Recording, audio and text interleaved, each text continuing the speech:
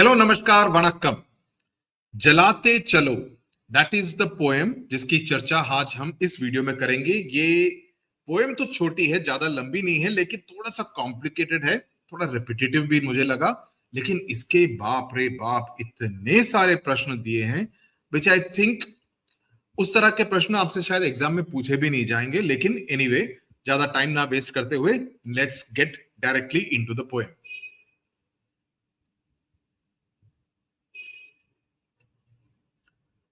चलिए, जलाते चलो, ये है आपका चैप्टर नंबर 7।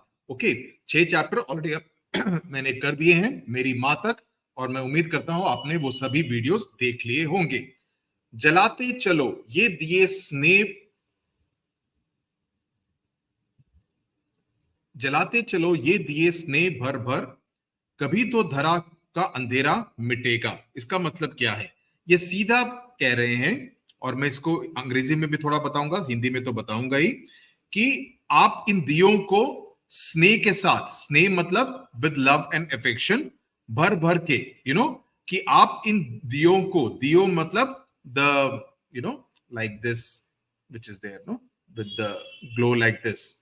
ओके, तो आप इन दियों को जलाते रहिए। ओके, स्नेह के साथ, और कभी तो धरा का अंधेरा मिटेगा, क्योंकि कभी ना कभी जब आप इन दियों को जलाते रहेंगे तो पूरे धरा का, पूरा धरती का अंधेरा कभी ना कभी तो मिटेगा। तो ये एक तरह की गुहार लगा रहे हैं कि कि आप दिए जलाते रहेंगे तो अंधेरा कभी ना कभी तो मिटेगा। लेकिन यहां पर सिर्फ लिटरल सेंस में बात नहीं हो रही है।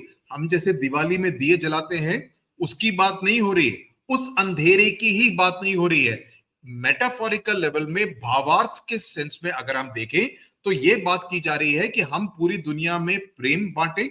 ओके, ताकि नफरत कम हो, ताकि नफरत कम हो, किसी तरह की नेगेटिविटी पूरी तरह से कम हो, किसी तरह की जो हेट्रेड है उसकी कमी हो।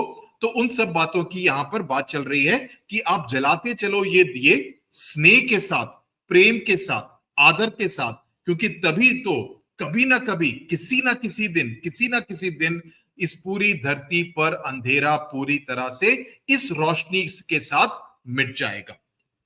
तो पोएट, जो कवि है, वो एक तरह से दृढ़ता और अटलता की तरफ जोर दे रहे हैं, पर जोर दे रहे हैं कि हमको प्रेम और स्नेह को बढ़ाने की जरूरत है, और इसका सिंबलाइजेशन हो रहा है दियों को जलाने के साथ। सो जलाते चले चलो ये दिए स्नेह भर भर, इट सजेस्ट दैट हमको अपने प्रयास करते रहना चाहिए, और हमारे हर कार्य में काफी प्रेम होना चाहिए, काफी आदर सत्कार होना चाहिए, और सबके लिए स्नेह होना चाहिए। और दूसरी लाइन जो कभी जो धरा का अंधेरा मिटेगा, ये एक तरह की उम्मीद की लाइन है।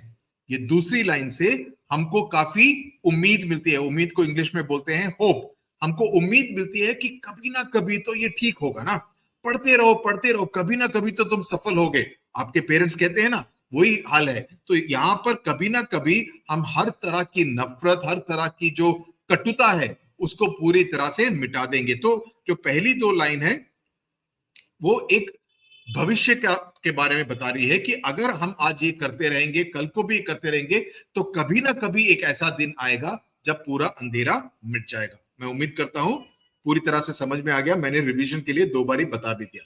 भले शक्ति विज्ञान में है निहित वह, कि जिससे अमावास बने पूर्णिमा सी।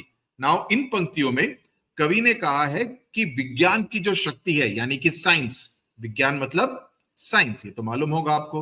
ओके, जो क्यूरियोसिटी किताब है आपकी। सो भले शक्ति विज्ञान में है निहित वह, कि विज्ञान में जो शक्ति का वर्णन किया गया है कि वो इतनी प्रबल है, यानी कि उसमें इतनी शक्ति है कि अमावस की रात में क्या होता है? चांद दिखाई नहीं पड़ता है। तो it is a no moon night, तो पूरा अंधेरा होता है रात के समय जब सूरज ढल जाता है। ओके, तो पूरी तरह से अंधकार फैला हुआ है।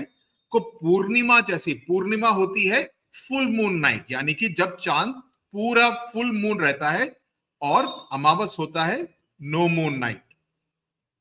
ओके, तो कहने का मतलब यह है कि अमावस की रात को पूर्णिमा जैसी रोशनी, जैसी उज्जवलता रात्रि में बदल सकती है। ओके, तो विज्ञान की शक्ति का वर्णन किया है जो इतनी प्रबल है, इतनी शक्तिशाली है कि वो अमावस की रात को भी पूर्णिमा की रात कर सकती है। बिकॉज विज्ञान से ऐसा हो सकता है। विज्ञान से कैसा हो सकता है? अमावस की रात है, अंधेरा है, तो आप क्या कर सकते हैं? आप लाइटें लगा सकते हैं, फ्लड लाइट लगा सकते हैं। क्रिकेट के मैच में फ्लड लाइट से आप रात को 10, साढ़े 10, 11 बजे तक भी क्रिकेट खेल सकते हैं। कैसे? हालांकि ऊपर चांद शायद ना भी हो, लेकिन चांद की रोशनी पर यह निर्भर नहीं करता है। आपने विज्ञान की शक्ति से बड़े बड़े लाइटों का भी निर्माण कर दिया है। ओके, सो ये इस तरह की रोशनी डालने से यहां अमावस का प्रतीक है अंधकार का, और जबकि पूर्णिमा उजाले का प्रतीक है। It is symbolising full lot of light. So पहली पंक्ति में कवि ये कह रहे हैं कि भले ही शक्ति विज्ञान में छिपी हुई हो, निहित का मतलब हो समथिंग विच इज हिडन, जो छिपी हुई हो, कि जिससे अंधकार को उजाले में बदला जा सके, फिर भी दुनिया में कुछ ऐसा हो रहा है कि दिन में भी अंधकार अमावस की रात जैसा घिर रहा है। कि दिन में भी, क्योंकि इस तरह की नेगेटिव बातें हो रही हैं, उसकी वजह से दिन में भी अंधकार जैसा एक एहसास महसूस हो रहा है। दूसरी पंक्ति में यह पक्ष उठता है कि जब विज्ञान इतना सक्षम है, मगर विश्व पर आज क्यों दिवस यूं ही में घिरी आ रही है अमावस निशासी। निशा मतलब अगेन रात की बात हो रही है। तो दूसरी पंक्ति में कवि ये पक्ष उठाते हैं कि जब विज्ञान इतना सक्षम है, इतना प्रबल है, इतना शक्तिशाली है, तो आज के समय में दुनिया में दिन के समय पर भी उजाले के बजाय अंधकार क्यों छा रहा है। तो एक तरह का जो नकारात्मक, इस एक तरह का जो एक नेगेटिव एटीट्यूड है, आप यूट्यूब पे भी देखते हैं कुछ बच्चे या कुछ लोग गलत गलत बातें लिखते हैं, कठोर बातें लिखते हैं। हालांकि यहां पर पढ़ाई की बातें हो रही हैं, फायदे की बात हो रही है, कुछ नया सिखाने की बात हो रही है, कुछ नया सीखने की बात हो रही है। लेकिन हर रोज, और ये सभी लोगों पर निर्भर डिपेंड करता है कि सभी लोगों को इस तरह के काफी कटुता वाले, काफी कठोर यूट्यूब पर कमेंट्स पढ़ने को मिलते हैं। भला क्यों? आप सोचेंगे भला क्यों? मुझे इनसे, इस टीचर से फायदा हो रहा है। मैं YouTube पर कोई भी पैसा चार्ज नहीं कर रहा हूं। मैं अपना समय लगाकर अपने बाकी काम काज खत्म करने के बाद यहां पर आकर फ्री में पढ़ा रहा हूं। तो अगर मैं ये पढ़ा रहा हूं, अच्छा पढ़ा रहा हूं, शायद थोड़ा अच्छा नहीं पढ़ा रहा हूं, लेकिन जो भी है, मैं आपके भले के लिए काम करने की कोशिश कर रहा हूं। लेकिन कटुता ऐसी है कि दिन के समय में भी कुछ लोग इस तरह की नेगेटिव बातें लिखते हैं। तो वही चीज यहां पर कवि भी कह रहे हैं। तो ये एक तरह का चिंताजनक विषय है। ओके, ये सवाल उठाने वाली पंक्ति है, जो कि आधुनिक समय में विज्ञान की प्रगति के बावजूद दुनिया में बढ़ते संकट या अंधकार की ओर संकेत कर रही है कि भला ऐसा क्यों हो रहा है। अगले दो लाइनों पे चलते हैं। बिना स्नेह विद्युत दिए जल रहे जो, बुझाओ इन्हें यो ना पथ मिल सकेगा। तो नेक्स्ट दो लाइनों में ये कह रहे हैं कि जो दीपक, यानी कि दिए, दिए जो हैं यहां पर, इसका मतलब है द दीपक। ओके, जो दीपक बिना स्नेह के जल रहा है उन्हें बुझा दो। कि अगर कोई दीपक जल रहा है जिसमें कि किसी भी तरह का प्रेम ना हो, तो उसे बुझा दो, क्योंकि ऐसे दीपक जलाने से मार्ग नहीं मिलेगा। कि इस तरह के एक negative person may still be able to show light, but that light will be negative. It will not lead you to the right path. वो आपको सही मार्ग नहीं दिखाएगा। तो ऐसे दीपक को, ऐसे दिए को आपको बुझाने की जरूरत है, उसको जलने मत दो। यहां स्नेह का अर्थ है तेल के साथ साथ, जो कि जरूरत पड़ती है दिए को जलाने में, उसके साथ साथ प्रेम और संवेदनशीलता भी, यानी कि a sense of affection, a sense of empathy, a sense of sympathy, कि अगर कोई मुश्किल में है आप उसका मजाक नहीं उड़ाओ। ओके, इनफैक्ट आज सुबह ही जब मैं ये रिकॉर्ड कर रहा हूं, कल ही सीताराम येचुरी, जो कि सीपीएम के एक प्रमुख नेता थे, उनकी मौत हो गई। ओके, 72 साल की उम्र में, काफी अच्छे नेता थे, काफी अच्छे मनुष्य थे। ओके, उनसे बातचीत करने का मुझे मौका मिला है। उनके बारे में एक ट्विटर पे एक बंदे ने लिखा, जो कि अपने आप को काफी जानकार व्यक्ति मानता है। उन्होंने लिखा, a good communist is a dead communist. जो कि इतनी कठोर बात है। जो व्यक्ति कोई गुजर जाता है उसके बारे में इतनी कटुता से बात जनरली नहीं करते हैं, उसकी अच्छी अच्छी बातें करते हैं। हर व्यक्ति अपने जीवन में कुछ अच्छी बातें कर जाता है, थोड़ी सी गलतियां कर जाता है, लेकिन जब उनका जीवन खत्म हो जाता है तब उनकी गलतियां नहीं गिनवाते, उनकी अच्छी बातों पर ध्यान दिया जाता है। तो ये कहना कि एक गुड कम्युनिस्ट, जो कि सीताराम येचुरी थे, इज अ डेड कम्युनिस्ट, इतनी गंदी और ओछी बात है। और इसी तरह की बातों के बारे में कवि इस तरह के इस कविता में कह रहे हैं कि हमको संवेदनशीलता की जरूरत है। सो कवि कहना चाहते हैं कि अगर हम केवल बाहरी रूप से ही बिना प्रेम या किसी तरह के समर्पण से कोई कार्य करते हैं जिसमें कि हमारा कोई भी दिलचस्पी ना हो, वे मार्गदर्शन प्रदान नहीं करेगा, वो आपको सही रास्ता नहीं दिखाएगा, यानी उसका कोई सकारात्मक परिणाम नहीं होगा। सकारात्मक मतलब पॉजिटिव, उससे कोई फायदा नहीं होगा निकलेगा। स्नेह और भावनात्मक जोड़, यानी कि हम एक दूसरे से स्नेह करें कि मैं आपकी मदद करूं, आप मेरी मदद करें, दोनों एक साथ चले तो हम दोनों का फायदा हो सकता है, हम दोनों ही नया कुछ सीख सकते हैं। सो स्नेह जुड़ाव के बिना कोई भी कार्य करो तो एक तरह से निष्फल हो जाता है, राइट। अगर आप अपने सहपाठी की, क्लासमेट की मदद करें तो आपको भी फायदा होगा। कैसे होगा? आपकी रिवीजन हो जाएगी। आपके सहपाठी का फायदा कैसे होगा? उसको सीखने को मिलेगा, राइट। तो आप दोनों का फायदा हो जाएगा। तो ऐसा काम हम जब नहीं करेंगे तो उसमें हमको पूरी निष्ठा और प्रेम से उस तरह के काम करने की जरूरत है कि मैं उसकी मदद करना चाहता हूं, मैं उसका भला करना चाहता हूं, तो तभी हम सभी को सही मार्ग देखने को मिलेगा। मैं उदाहरण से आपको समझाने की कोशिश कर रहा हूं क्योंकि अदरवाइज ये कविता थोड़ी सी कॉम्प्लिकेटेड आपको लगेगी, तो मैं आपको उदाहरण दे रहा हूं ताकि आपको समझ में आ जाए। नेक्स्ट स्टैंजा पे चलते हैं। जला दीप पहला तुम्ही ने तिमिर की, चुनौती प्रथम बार स्वीकार की थी। तिमिर की सीरत का सरित पार करने तुम्ही ने बना द्वीप का नाव तैयार की थी। इन पंक्तियों में कवि ने द्वीप, दीप मतलब प्रकाश, लाइट, ओके, और अंधकार, तिमिर का मतलब होता है अंधकार, ये एक काफी प्रमुख शब्द है इस पर्टिकुलर कविता में।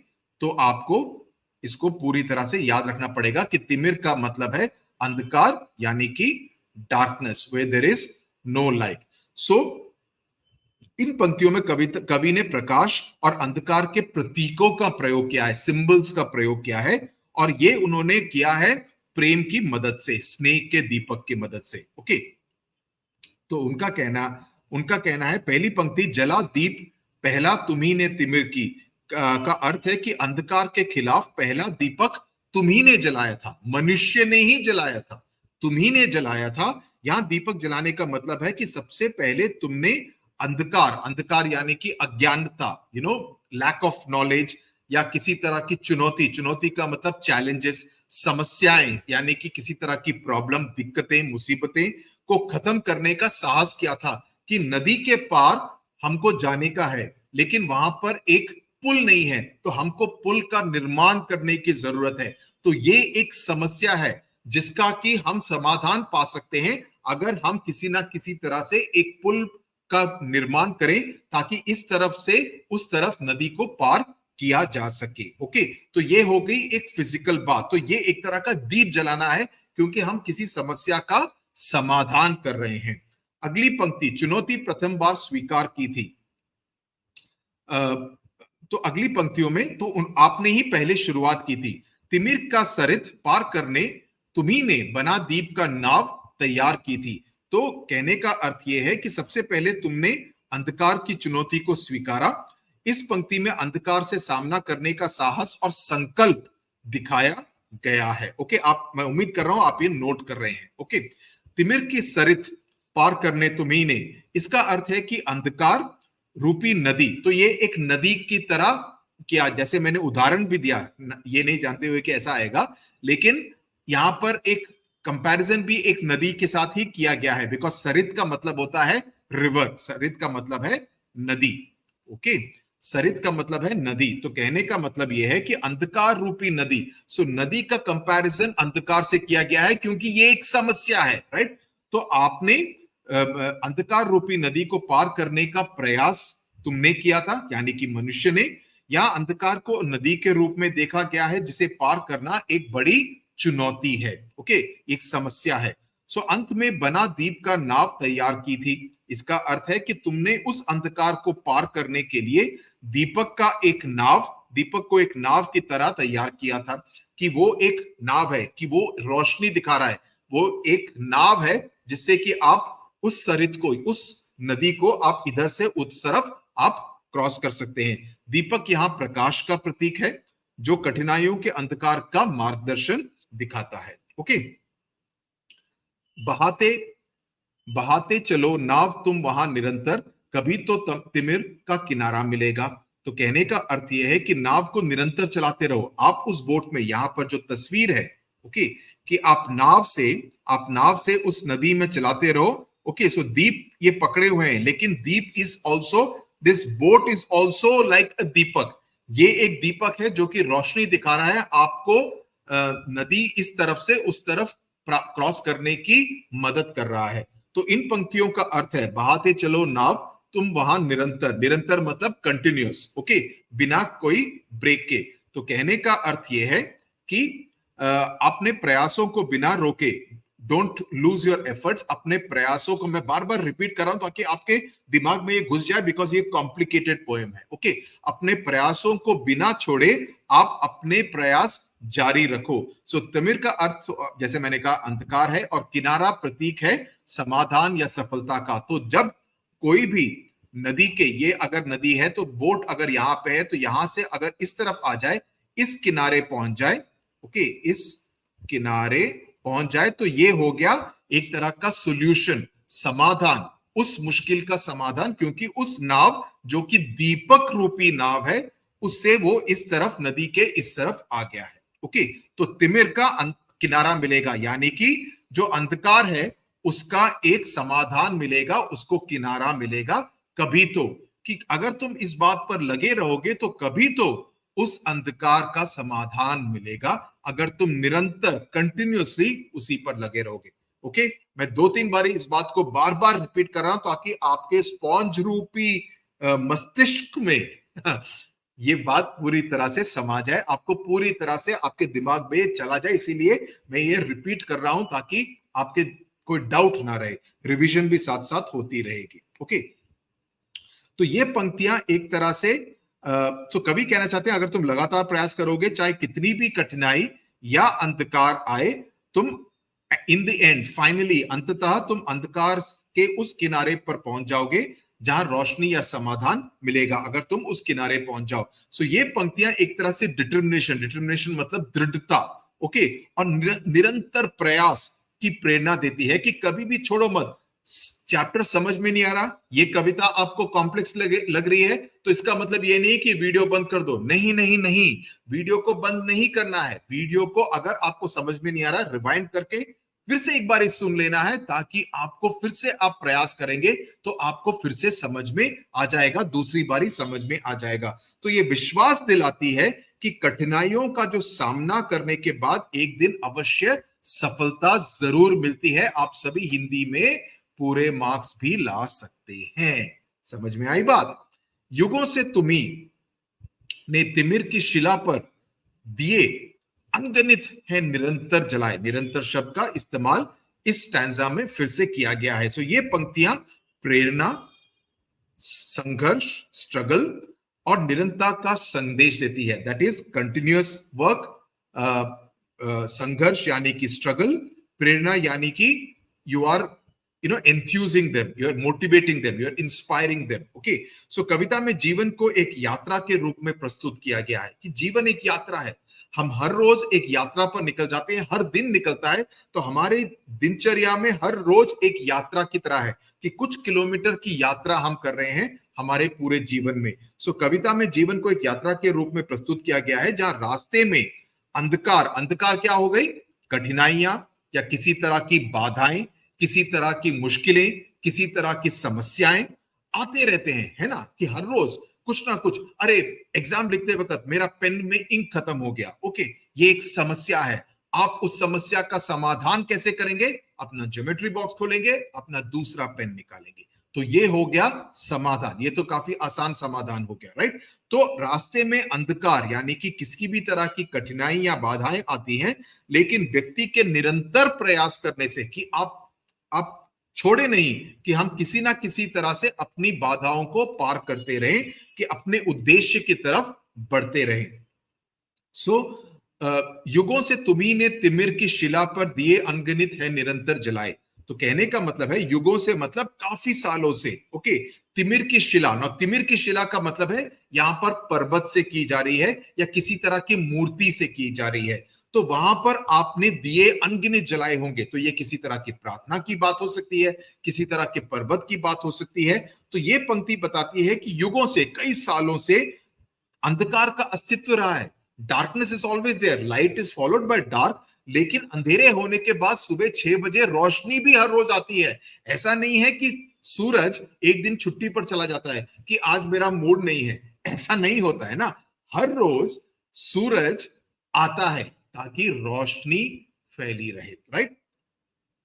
सो युगों से अंधकार का अस्तित्व रहा है, हमेशा से रहा है, और उसके खिलाफ लगातार दीपक जलाए गए हैं कि हम दीप जला के उस अंधकार को निकालने की कोशिश करते हैं। रात के समय लाइट चली जाए तो लाइट ऑन करते हैं ताकि अंधकार को हम भगा सके, रोशनी ला सके, राइट। तो उसके खिलाफ लगातार दीपक जलाए जाते हैं। यहां तिमिर का अर्थ किस तरह के सेंस में यूज किया गया है, वो है अज्ञानता यानी कि इलिटरेसी, किसी तरह का संघर्ष, किसी तरह की निराशा यानी कि एनी काइंड ऑफ पेसिमिज्म या सैडनेस, या जीवन की किसी भी तरह की समस्याएं या कठिनाई। जबकि दिए, जो दिए आप जलाते हैं, वो सिंबलाइज करता है ज्ञान को, इट सिंबलाइजेस साहस को, दैट इज ब्रेवरी, और उम्मीद, उम्मीद का मतलब होप, ओके। सो प्रेम के दीपक जलाए हैं बुराई की मूर्ति पर। तो कोई भी मूर्ति हो, वहां पर हमने प्रेम के दीपक जलाए हैं ताकि अंधकार को भगाया जा सके। तो ये एक मेटाफोरिकल, इसका एक भावार्थ भी आपको समझना पड़ेगा। तो शिला पर दीप जलाना एक कठिन कार्य है, जैसे अंधकार में प्रकाश फैलाना, ओके। शिला मतलब, बिकॉज शिला थोड़ा सा पॉइंटेड होता है, तो वहां पर आप दीपक कैसे रखेंगे। तो ये पंक्ति बताती है कि व्यक्ति ने युगों से अपने साहस और प्रयासों से अंधकार को दूर करने का हमेशा निरंतर कंटिन्यूअस प्रयास किया है। समय साक्षी है जलते हुए दीप अनगिन तुम्हारे पवन ने बुझाए। नाउ यहां पर एक और क्या बोलते हैं, हर्डल की बात की गई है। क्या मतलब है कि समय साक्षी है, द टाइम इज एविडेंस, कि समय ने यह देखा है कि हाँ उस समय यह हुआ था कि जलते हुए दीप अनगिन तुम्हारे पवन ने बुझाए। पवन का मतलब क्या है, हवा, विंड, ओके, हवा। तो जब अगर आपको कोई कैंडल या दीप जलाना हो और फैन चल रहा हो तो क्या होगा, दीप जल नहीं पाएगा, बुझ जाएगा, आग जल नहीं पाएगी, राइट। सो तुम्हारे पवन ने बुझाए, यहां समय को साक्षी के रूप में प्रस्तुत किया गया है। तो यह पर्सोनिफिकेशन यानी कि समय को एक साक्षी, विटनेस की तरह प्रस्तुत किया गया है, जो देखता है कि कई बार दीपक बुझ जाते हैं, यानी कि कई बार आपके प्रयास सफल नहीं होते। आपने बहुत मेहनत की लेकिन आपके गणित में 50 में से 40 नंबर ही आए। अरे आपने सोचा था कि मैं 50 में से 50 लाऊंगा या एटलीस्ट 48 तो लाऊंगा, लेकिन आपके सिर्फ 35 या 40 नंबर आए, तो आपका प्रयास पूरी तरह से सफल नहीं हो पाया। लेकिन वही पवन, तो पवन इज द प्रॉब्लम। सो पवन क्या है, बाधाएं, किसी तरह की मुश्किलें, समस्याएं, उन्हें बुझा देती हैं। आपकी जितनी भी मेहनत हो उसके बावजूद आप 35 से ज्यादा नंबर गणित में नहीं ला पाते हैं। सो ये बताता है कि जीवन में संघर्ष निरंतर है। आपको अगली परीक्षा में और मेहनत करनी पड़ेगी ताकि आपके 35 ना आए, 45 नंबर आए, तब आपको खुशी होगी, देखो मैंने मेहनत की, इस बारी मैं सफल हुआ। और व्यक्ति के प्रयासों को विफल करने के लिए विपरीत परिस्थितियां आती रहती हैं। किसी ना कोई मुश्किल सवाल आ गए, आपको नहीं मालूम था, आपकी तैयारी बिल्कुल ठीक ठाक नहीं थी, तो उसकी वजह से आपका प्रश्न गलत हो गया, या आपने कैलकुलेशन मिस्टेक कर दी जिसकी वजह से गणित में आपका फाइनल आंसर गलत हो गया, राइट। तो कई वजहों से आपका परिणाम वो नहीं निकलता जिसके लिए आपने पूरी तरह से मेहनत की थी। तो अगली बारी आप ऐसा प्रयास करेंगे कि उस तरह की गलतियां फिर से ना करें। सो पंक्तियों का केंद्रीय विचार ये इस वाले स्टैंजा में ये है कि जीवन में चाहे कितनी भी कठिनाइयां आए, हमें अपने प्रयासों को कभी नहीं छोड़ना चाहिए। ये आप पर भी लागू होता है, ये मुझ पर भी लागू होता है, हम सभी पर लागू होता है कि कठिनाइयां तो आएंगी ही, और उन्हीं कठिनाइयों से हम सीख लेते हैं, राइट। तो अपने प्रयासों को कभी भी नहीं छोड़ना चाहिए। युगों से व्यक्ति, यानी कि कई सारे सालों से व्यक्ति, मनुष्य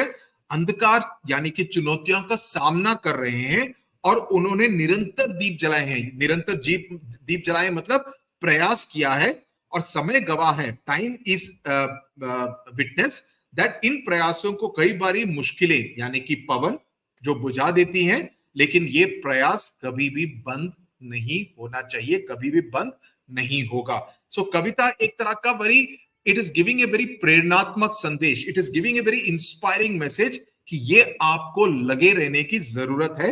विपरीत परिस्थितियां आएंगी, लेकिन उसके बावजूद हमें अपने कार्यों और उद्देश्य की तरफ पूरी तरह से समर्पित होना चाहिए कि चाहे कुछ भी हो जाए, मैं इस कार्य में लगा रहूंगा। समझ में आई बात? वेरी गुड, आगे चलते हैं।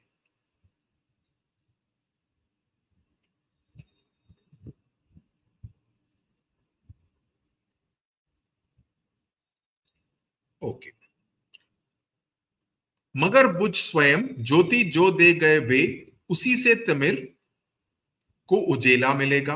उजेला मतलब उजाला को उस तरह से लिखा है। तो कहने का मतलब, अब ऊपर यहां देख सकते हैं, यहां पर पूरा अंधेरा है, ये अंधेरा दर्शाता है। तो ये लड़की दिए को लगा रही है, तो आप देखेंगे यहां पर पूरी तरह से रोशनी छा गई है। हालांकि यहां पर अंधेरा है, लेकिन यहां पर पूरी तरह से रोशनी छा गई है दिए की मदद से।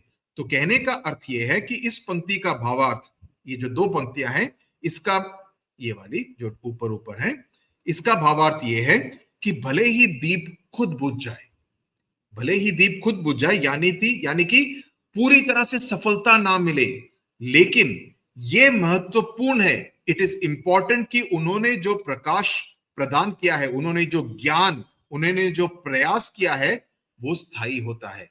कोई भी उस प्रयास को भूलेगा नहीं कि वो रेस में, ओलंपिक्स में चौथे स्थान पर आया, 1 सेकेंड से रेस हार गया, नहीं तो उसको कांस्य पदक मिल सकता था। लेकिन उस प्रयास को हमेशा ही सराहा जाएगा कि कोशिश उसने पूरी तरह से की। मेडल नहीं मिला, लेकिन कोशिश पूरी थी। सो ज्योति जो दे गए, वो उसी से तिमिर को उजेला मिलेगा। यानी कि यहां ज्योति यानी कि प्रकाश या ज्ञान या प्रयास की बात कर रहे हैं, उसका जिक्र किया गया है, जिसे व्यक्तियों ने अंधेरे को दूर करने का प्रदान के लिए यूज किया है। कविता का यह हिस्सा बताता है कि भले ही व्यक्ति का व्यक्तिगत सफलता अस्थायी हो, यानी कि टेम्पररी हो, ओके,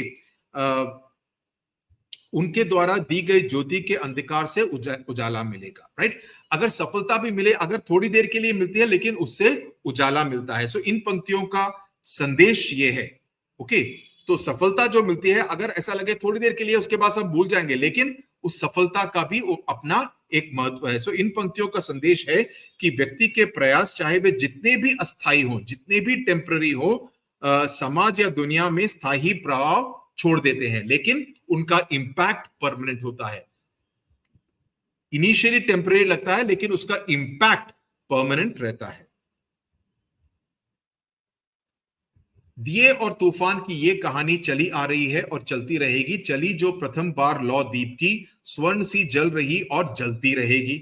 ये इंपॉर्टेंट स्टैंजा है इस पूरे कविता में। ये सबसे, और इससे पहले वाला एक ज्यादा इंपॉर्टेंट है। तो कहने का मतलब यह है कि दिए और तूफान की ये कहानी तो चलती रहेगी। दिया तूफान के साथ हमेशा लड़ता रहता है कि तूफान चाहता है कि दिए को बुझा दे, लेकिन दिया भी किसी ना किसी तरह से जलने का प्रयास करता रहता है। लेकिन बहुत ज्यादा तूफान आए तो बुझ जाता है, लेकिन अगर उसको फिर से जलाए तो वो फिर कोशिश करता है तूफान का सामना करने की। तो ये पंक्ति दर्शाती है कि संघर्ष और चुनौती की कहानी कई सालों से, अनंत काल से चली आ रही है और भविष्य में भी चलती रहेगी।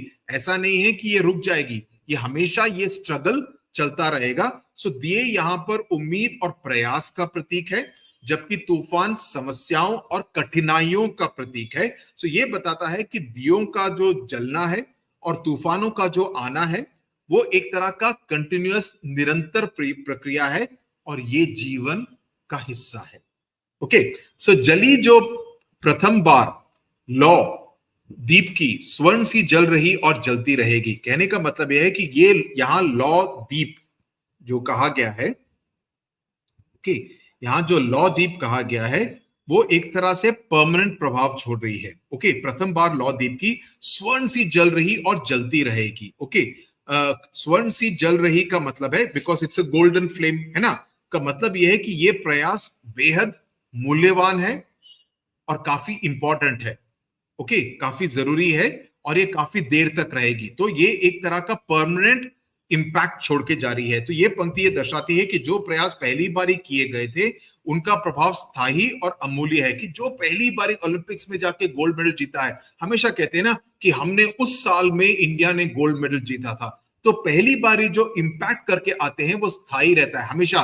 1983 में कपिल देव की टीम ने वर्ल्ड कप जीता था, हमेशा बोलते हैं। उसके बाद अभी रोहित शर्मा की टीम ने जीता, बीच में एमएस धोनी की टीम ने जीता 2011 में, लेकिन कहा जाता है 1983 में कपिल देव की टीम ने पहली बार क्रिकेट वर्ल्ड कप जीता था। सो जो पहली बारी होता है उसका एक तरह से स्थायी रूप से प्रभाव रहता है। ओके, तो ये प्रभाव भविष्य में भी जलते रहेंगे। तो उन्होंने सबसे पहले दिया जलाया था, उस दिया की लौ में बाकी लोग भी एक तरह से प्रभावित हुए। सो इन पंक्तियों का मुख्य संदेश यह है, इस 4 लाइनों का, कि दियों और तूफानों की कहानी अनंत काल यानी कि कई सालों से चली आ रही है और ये चलती रहेगी भविष्य में भी। हालांकि कठिनाइयों और संघर्ष हमेशा बने रहेंगे, पहले इसके और योगदान स्थायी प्रभाव, उसका इंपैक्ट परमानेंट रहता है। ओके, आखिर की 2 लाइनें, रहेगा धरा पर दिया एक भी यदि, कभी तो निशा को सवेरा मिलेगा। तो ये पंक्ति बताती है कि अगर पृथ्वी पर, पूरी धरती पर, धरा, धरा मतलब धरती, okay, referring to the earth, okay, कि धरती पर अगर एक भी दिया रहेगा तो एक्सक्यूज मी, तो ये महत्वपूर्ण है, क्योंकि एक व्यक्ति भी पूरी तरह से पूरे विश्व को प्रभावित कर सकता है। सो ये दिया उस प्रयास का प्रतीक है जो कि अंधकार यानी कि नेगेटिविटी, हेट्रेड, द्वेष, कटुता, उन सभी चीजों को भगाने का काम कर सकता है, इसीलिए उसको जलाया गया है। तो कभी तो निशा को सवेरा मिलेगा, निशा मतलब रात, तो निशा यहां रात या अंधकार का प्रतीक है, जबकि सवेरा यानी कि उजाला और प्रकाश और ज्ञान का प्रतीक है। सो यह पंक्ति कहती है कि भले अंधकार कितना भी हो, अमावस की रात भी क्यों ना हो, एक भी दीप, द्वीप क्यों बोल रहा है, दीप प्रकाश होने से अंधकार को समाप्त करता है और उजाला करेगा। सो इन पंक्तियों का संदेश यह है कि चाहे अंधकार कितनी भी हो, कितना भी हो, कठिनाइयां कितनी भी हो, समस्याएं कितनी भी हो, गहरी कितनी क्यों ना हो, एक भी दीप यानी कि प्रयास या उम्मीद बचा रहता है तो वो पूरी तरह से अंततः उजाला करेगा। ओके, सो ये कविता लिखी गई है द्वारका प्रसाद महेश्वरी, डीपी महेश्वरी। अभी आपने जो कविता पढ़ी है उसे हिंदी के प्रसिद्ध कवि डीपी महेश्वरी ने लिखी है। बाल साहित्य से के चर्चित यानी कि वो चिल्ड्रंस लिटरेचर काफी लिखते थे, रचनाकारों में द्वारका प्रसाद महेश्वरी का नाम प्रमुखता से लिया जाता है। उन्होंने बच्चों के लिए बहुत सी रचनाएं लिखी हैं। उनके द्वारा लिखित हम सब सुमन एक उपवन के जैसे गीत आज भी काफी लोकप्रिय हैं। तो उनका जन्म हुआ था 1916 में और 1998 में उनका निधन हुआ। ओके, अब हम चलेंगे प्रश्नोत्तर की तरफ जो कि काफी सारे हैं। ओके, बहुत ज्यादा है तो उसमें थोड़ा समय लगेगा, लेकिन मैं उम्मीद करता हूं कि जो डिटेल में मैंने इस कविता को आपको समझाया है, बार बार रिपीट किया है, तो आपका रिवीजन भी समझने के साथ साथ हो गया होगा। लो चलो अब चलते हैं प्रश्नोत्तर की तरफ। चलिए अब हम प्रश्नोत्तर की तरफ जल्दी से चलते हैं, ज्यादा समय ना बिताते हुए, बिकॉज इस पे काफी समय लग गया। आइए मेरी समझ से इस पे चलते हैं। इस पे ये जो 4 ऑप्शन है उसमें सही ऑप्शन कौन सा होगा? निम्नलिखित में से कौन सी बात इस कविता में मुख्य रूप से कही गई है? इसका मुख्य थीम क्या है? भलाई से कार्य करते रहना, जी नहीं। दीपावली के दीपक जलाना, बल्ब आदि जलाकर अंधकार दूर करना, जी नहीं। तमिर मिलने तक नाव चलाते रहना। तो इसमें से कौन सा होगा? पहला वाला है भलाई से कार्य करते रहना, करेक्ट, यही वाला है, सॉरी। करेक्ट। जला दीप पहला तुम्ही ने तिमिर की, चुनौती प्रथम बार स्वीकार की थी। ये वाक्य किससे कहा गया है? ये वाक्य मनुष्यों से कहा गया है। अभी हम आगे चल के ये कविता के इसमें मैच द फॉलोइंग करते हैं। काफी आसान है। पहला वाला वन का ये हो गया 4, सेकंड का है पूर्णमासी 1, थर्ड का विद्युत दिए ये हो गया ये वाला, और युग का मतलब है समय काल, युग का 3। ओके, ये जहां जहां इजी है मैं ज्यादा समय उस पर नहीं लगाने वाला। ओके, अभी ये जो पंक्तियां हैं उन पर उनकी चर्चा करने के लिए कहा गया है। अपने विचार अपने समूह में साझा कीजिए और अपनी लेखन पुस्तिका में लिखिए। तो ये पंक्ति जरा ध्यान से सुन लीजिए। ये पंक्ति दर्शाती है कि संघर्ष और चुनौती की कहानी अनंत काल से चली आ रही है, यानी कि कई सालों से, कई युगों से चली आ रही है और भविष्य में भी चलती रहेगी। ओके, वही कहा गया ना, दिए और तूफान की ये कहानी चली आ रही है और चलती रहेगी भविष्य में भी। दिए यहां पर उम्मीद और प्रयास का प्रतीक है, जबकि तूफान समस्याओं का और कठिनाइयों का प्रतीक है। ये बताता है कि दियों का जलना, दीपक का जलना और तूफानों का आना, यानी कि मुश्किलों का आना एक निरंतर प्रक्रिया है, यानी कि वो चलती रहती है। इट्स ए कंटिन्यूअस प्रोसेस और ये जीवन का हिस्सा है। तो ये इन पंक्तियों में कहा जाता है, कहा गया है। तो लौ दीप की जहां पर बात की गई है, से तात्पर्य है कि पहली बार जलने वाली दीप एक तरह का स्थायी प्रभाव छोड़ देती है। तो स्वर्ण सी जल रही का मतलब है कि ये लौ का या प्रयास बेहद मूल्यवान है। और ये पंक्ति ये दर्शाती है कि जो प्रयास पहली बार किए जाते हैं उसका प्रभाव हमेशा स्थायी रूप से रहता है, अमूल्य रहता है और ये भविष्य में भी जलते रहेंगे। सो इन पंक्तियों का मुख्य संदेश यह है कि दियों और तूफानों की कहानी कई सालों से चली आ रही है। तो ये पंक्ति रहेगा धरा पर दिया यदि ये मैंने ऑलरेडी एक्सप्लेन कर दिया, मैं फिर से बता रहा हूं, कभी तो दिशा को सवेरा मिलेगा। कि ये पंक्ति बताती है कि यदि पृथ्वी पर अगर एक दीप भी बना रहेगा, एक प्रकाश का सूत्र भी बना रहेगा, तो ये महत्वपूर्ण है, क्योंकि ये दीप उस प्रयास का प्रतीक है जो कि अंधकार को दूर करने में हमारी मदद करेगा। ओके, आगे चलते हैं।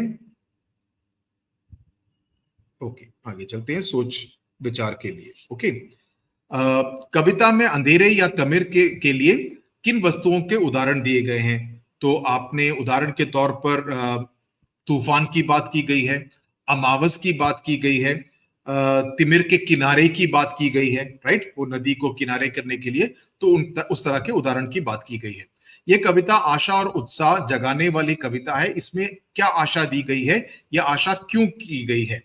तो इस कविता में यह आशा की गई है कि प्रेम या कह सकते हैं स्नेह की का ही दीपक पूरे विश्व में, पूरे संसार को अंधकार से अंधकार और नफरत को मिटाएगा। ये आशा इसलिए की गई है क्योंकि कठिनाइयों के अंधकार से बाहर निकलने की सभी को आवश्यकता है। ओके, कविता में किस जलाने और किसे बुझाने की? ऑब्वियसली दिया या दीपक। अभी कविता की रचना, तो जलाते रहो चलो ये दिए स्नेह भर भर, कभी तो धरा का अंधेरा मिटेगा।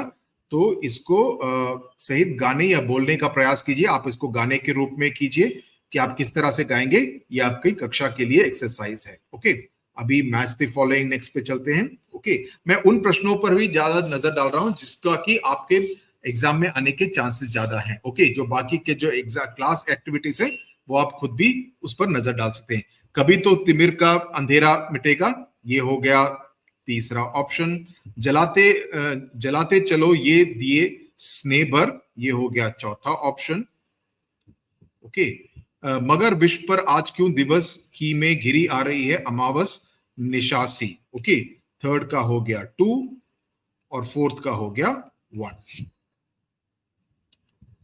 अनुमान या कल्पना से दिए और तूफान की यह कहानी चली आ रही है, चलती रहेगी। दीपक और तूफान की यह कौन सी कहानी हो सकती है जो कि सदा से चली आ रही है? सो दिया संकेत देता है, प्रतीक है प्रेम का, और तूफान प्रतीक है अंधकार और नफरत का, ओके, या बुरे विचार। सो लड़ाई होती रहती है अच्छाई और बुराई के बीच में, जो कई सालों से चली आ रही है। सो अच्छे विचार और बुरे विचार के बीच की में जो लड़ाई है, उसका ये एक तरह से प्रतीक है, दिए और तूफान के बीच में जो ये संघर्ष चल रहा है। दूसरा, जली जो प्रथम बार लौ दीप की, स्वर्ण सी जल रही और जलती रहेगी। सो यहां जो लौ दीप से जो तात्पर्य है पहली बार जलने से, ये अभी वो किया है, फिर से रिपीट किया है, पता नहीं क्यों वही लाइन को क्यों रिपीट किया है। तो सोने की लौ प्रेम भरी है, ओके, जो सोने के स्वर्ण वाली जो है प्रेम, लौ जो प्रेम भरी है, जो कि मनुष्य को एक तरह से प्रेरित करती है, उसको उत्साह दिलाती है कि वो सही काम करे, ताकि दुनिया से पूरी तरह से अंधकार और मुश्किलों को और समस्याओं को परे करे, ओके। और जो प्रभाव डालती है वो स्थायी रूप से प्रभाव डालती है, कि जो उसका प्रभाव होता है वो हमेशा परमानेंट और स्थायी रहता है। शब्दों के रूप कि जिससे अमावस बने पूर्णिमासी, अमावस का अर्थ है अमावस्या, ओके। तो यहां पर इस तरह से है, सो दिए का दिए हो सकता है, ये उजाला हो गया, ओके, ये उजाला हो गया, ये अनगिनत हो गया, ओके, ओके। तो इस तरह से जलाते चलो ये दिए स्नेह भर भर, इस पंक्ति में चलो के स्थान पर अगर रहो शब्द लगाते तो कैसा रहता? तो अगर ये जलाते रहो होता, तो जलाते रहो का ना एक नेगेटिव सेंस बनता है कि आप सबको जलाते रहो, ऐसा नहीं। जलाते चलो, जब आप चलने की बात करते हैं, जब आप चलने की बात करते हैं, ध्यान से सुनिए, तो ये एक तरह से प्रोग्रेस की बात होती है।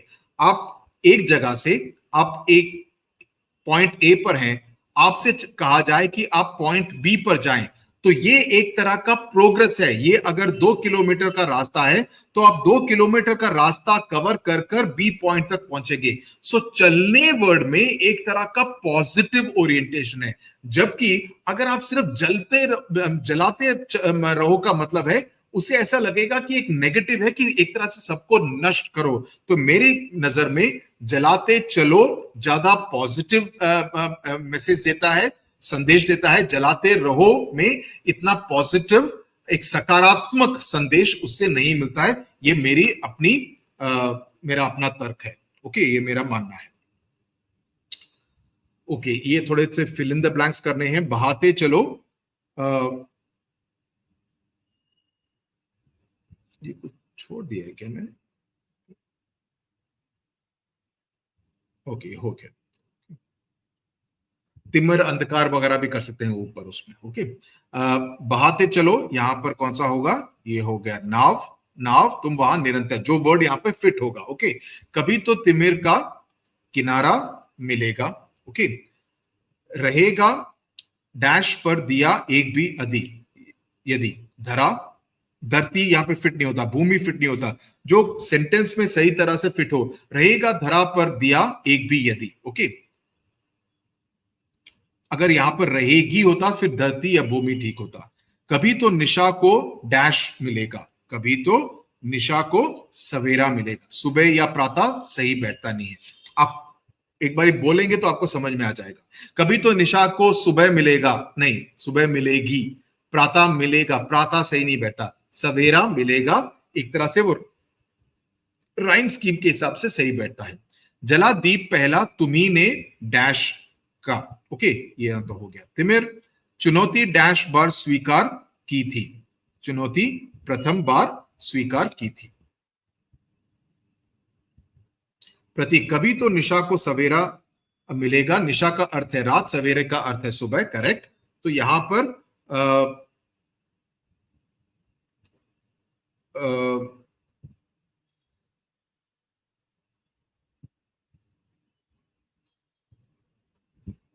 तो निशा के जो दूसरे शब्द हैं, तो कौन से शब्द हो सकते हैं? निशा का होगा अंधकार, तिमिर, बुरी भावनाएं, सवेरा का होगा प्रेम, अच्छा संदेश, सद्भाव, अच्छे विचार। उस तरह का आप शब्द सवेरे और निशा के लिए यूज कर सकते हैं। यहां पर कुछ और समानात्मक शब्द दिए गए हैं, तो उनको फिर इन बादलों में भरना है। इनमें से आपको उन बादलों में से भरना है। तो सवेरे के लिए कौन सा होगा? ओके, आपका होगा पूर्णिमा, ओके, आपका होगा दिया, दिए, आपकी होगी नाव, ओके, देन होगा आपको इन सब में भरना है। जैसे यहां पर आपको दिए लिखना होगा। ओके, ज्योति, उजेला, लौ, स्वर्ण, जलना, ये सभी सवेरे के लिए होंगे। नीचे आपका है निशा के लिए। निशा के लिए कौन से होंगे? बाकी वाले सारे निशा के लिए होंगे, जैसे अमावस हो गया, अंधेरा हो गया, राइट, तिमिर हो गया, बुझना हो गया, तूफान हो गया, ये सब निशा के लिए होंगे। अभी इसमें से कौन सा है? ये सवेरे के लिए है, ये निशा के लिए है। निशा के लिए क्यों है? यहां पर कोई भी नहीं दिख रहा है, लेकिन सवेरा हो गया, रोशनी हो गई और प्रयास हो गया और उससे सफलता मिली, इसलिए ये सवेरे का संकेत है। ये हो गया निशा का, ये हो गया सवेरे का, ये हो गया निशा का, ये हो गया सवेरे का, क्योंकि इसमें काफी ज्यादा फूल आए हैं। ये हो गया सवेरे का, बिकॉज इसके बाद पूर्णिमा के बाद नया दिन आएगा, ये बादलों से घिरा पड़ा है, तो ये हो गया निशा का। जला दीप पहला तुम्ही ने तिमिर की चुनौती प्रथम बार स्वीकार की थी। कविता की इस पंक्ति को वाक्य के रूप में इस प्रकार लिख सकते हैं, तुम्ही ने पहला दीप जलाकर तिमिर की चुनौती प्रथम बार स्वीकार की थी। तो इसमें कैसे करो? ओके, मैं एक कर देता हूं। बहाते चलो नाव तुम वह निरंतर, तो आप कह सकते हैं तुम उस नाव को निरंतर चलाते रहो। तो आप प्रॉपर सेंटेंस में, कविता के रूप में नहीं बल्कि प्रॉपर सेंटेंस में कैसे लिखेंगे, इस बारे में पूछा गया है। जलाते चलो ये दिए स्नेह भर, कि इन दियों को तुम स्नेह के साथ जलाते रहो, राइट, इस तरह से। यहाँ पे सा सी सा की, अगर सा सी के साथ कैसे यूज करेंगे, तो इसमें कैसे होगा? वह तो परी जैसी दिखती थी, कहते हैं ना, अरे कितनी सुंदर सी दिखती है, मेरी बिटिया कितनी सुंदर सी दिखती है, राइट, तो सी का इस्तेमाल होता है।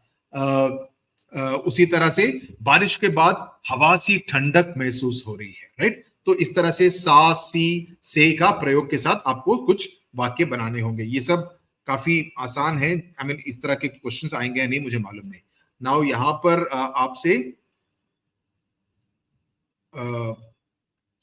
जनरल डिस्कशन के लिए है, ये आपकी बात है, ये आपके एक्सपीरियंसेस से आपको बताना है कि आपको किस तरह से प्रयास करके इस दुनिया को ज्यादा सुंदर बना सकते हैं। अमावस्या और पूर्णिमा के बारे में बात है। आपको मैं ये पूरा पढ़ने के बजाय मैं आपको बता देता हूं कि जो चंद्रमा है वो पूरा अर्थ को, पृथ्वी को गोल घूमने के लिए कितना समय लगाता है, क्या ये मालूम है? ये लगाता है 29.5 दिन। 29.5 एक्चुअली देखा जाए तो 27.3 दिन ही लगना चाहिए, लेकिन चूंकि अर्थ भी, पृथ्वी भी सूरज के आसपास घूम रही है, तो ये इसके घूम रहा है, लेकिन ये भी ऐसे घूम रहा है, तो उसके चलते थोड़ा सा ज्यादा समय हो जाता है। सो 29.5 दिन लगते हैं चंद्रमा को पृथ्वी के पूरा एक गोल चक्कर लगाने के लिए, यानी कि तकरीबन 1 महीने का समय। ओके, तो ये एक इंपॉर्टेंट बात है जो कि आपको मालूम होनी चाहिए। आप ये पूरा पैराग्राफ पढ़ लीजिए, कोई इसमें ज्यादा बड़े रॉकेट साइंस नहीं है। दूसरी बात, एक फुल मून यानी कि पूर्णिमा और अमावस, अमावस जिस दिन आपको चंद्रमा बिल्कुल भी नहीं दिखता है। वो क्यों नहीं दिखता है? क्योंकि पृथ्वी बीच में आ जाता है।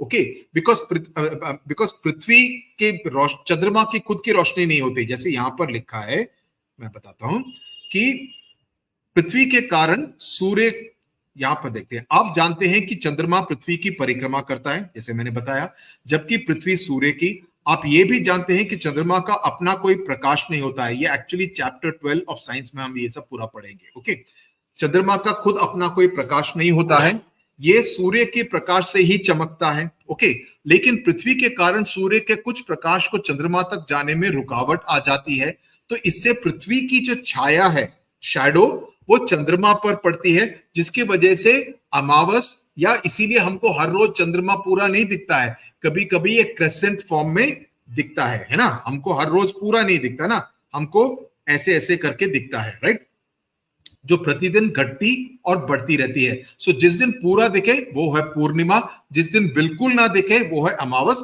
और उसके बीच में अलग अलग शेप्स में हमको दिखाई देती है। तो the difference in days between a purnima, a full moon night, and a no moon night is 14 or 15 days, 14 या 15 दिन। ओके, बिकॉज 29.5 का हिसाब है ना, सो 14 या 15 दिन के बीच में आता है। ओके, शुक्ल शब्द का अर्थ उजला भी है, इस बात का आप ध्यान रखिए। ये हो गया पूर्णिमा, ये है फुल मून नाइट, और यहां पर आगे जाकर आता है अमावस। Okay, this is Amavas. Okay, सो ये कृष्ण पक्ष अमावस्या और ये शुक्ल पक्ष पे आती है। ओके, तो यहां पर भी आप देख सकते हैं ये पूरा अमावस है, ये पूरा अमावस पित्र आ गया और बीच में this becomes the full moon. Okay, तो यहां पर एक कैलेंडर आपको दिया गया है और उसके बाद आपसे कुछ प्रश्न पूछे गए हैं। सीधा प्रश्नों पर चलते हैं। दिए गए महीनों में कितने दिन है? 31 दिन है। पूर्णिमा और अमावस्या किस दिनांक और वार को पड़ती है? तो आप यहाँ पर पूर्णिमा और अमावस्या, अरे ये अटक क्यों रहा है? पूर्णिमा और अमावस्या, पूर्णिमा आ रही है 6 तारीख को, 6 तारीख को, और अमावस्या आ रही है 21 तारीख को। ओके, ये आ गई 6 तारीख को पूर्णिमा, ये हो गई अमावस्या 15 तारीख को। कृष्ण पक्ष की सप्तमी और शुक्ल पक्ष की सप्तमी में कितने दिनों का अंतर है? जरा देख लेते हैं। कृष्ण पक्ष की सप्तमी, कृष्ण पक्ष की सप्तमी आ रही है 14 तारीख को और सप्तमी सप्तमी पूछा है ना, सप्तमी, या सप्तमी में कितने दिन है? तो ये 14 दिन का अंतर है। 28 माइनस 14, 14। ओके, फिर उसके बाद का प्रश्न क्या है? इस महीने में कृष्ण पक्ष में कुल कितने दिन हैं? ओके, तो अगर आप कैलकुलेट करेंगे तो आपको मिलेगा 14 दिन। ओके, और वसंत पंचमी की तिथि बताइए। आप डेट देख लीजिए, वसंत पंचमी कहां पर आ रहा है? वसंत पंचमी आ रहा है 26 तारीख को। ओके, आखिर क्वेश्चन पर चलते हैं। आज की पहेली, हाँ पहेली है। तो इसमें कौन कौन से ऐसे शब्द हैं जो कि हवा का बताते हैं, पवन के बारे में? हवा तो ये हो गया, देन ये हो गया आपका बादल, देन ये हो गया आपका वायु। ओके, देन ये हो गया आपका मारुत, देन वायु हो गया, देन ये हो गया वात, देन ये हो गया समीर। ये सब दे ऑल मीन पवन और हवा। ओके, देन ये एक और वर्ड है, कहां गया वो, ये वायर, ये भी ठंडी हवा, ब्रीज, जो इंग्लिश में बोलते हैं ना ब्रीज, उसका अंदेशा देता है। So that is what it is called. So with this we come to the end of this very long and complicated poem. मैं उम्मीद करता हूं कि आपको पूरी तरह से समझ में आ गया होगा। अब हम मिलेंगे अगले चैप्टर में। नमस्कार, take care, God bless you.